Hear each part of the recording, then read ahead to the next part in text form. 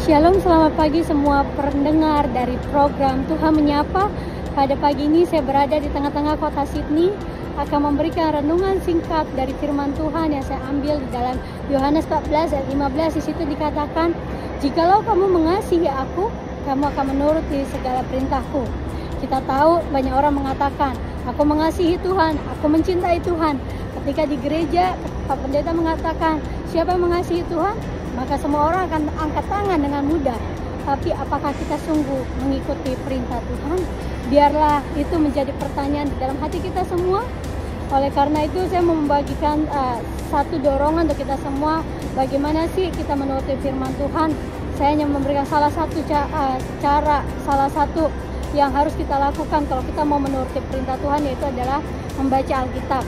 Membaca Alkitab merupakan suatu basic dari kekristenan. Oleh karena itu biarlah ini menjadi suatu kerinduan kita semua, untuk kita semua menyenangkan hati Tuhan dengan kita membaca Alkitab. Kita memiliki waktu untuk kita membaca Alkitab, kita merenungkannya.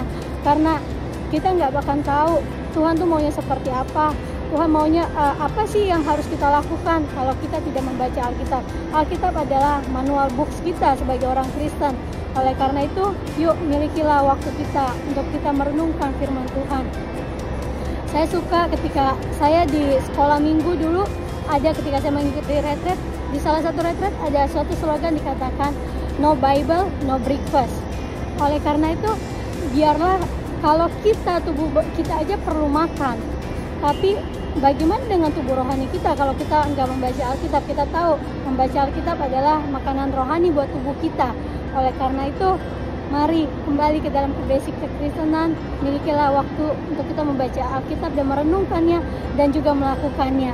Sehingga sepanjang hari kita, aktivitas yang akan kita lalui, itu boleh menjadi kekuatan bagi kita semua. Itu boleh ketika kita dalam kehidupan ada masalah, ada apa, firman Tuhan yang muncul, firman Tuhan yang mengingatkan kalau kita hidup seturut dengan apa yang Tuhan mau. Tuhan yang memberikan kita kekuatan, Tuhan yang memberikan kita kemampuan untuk melewati semua itu.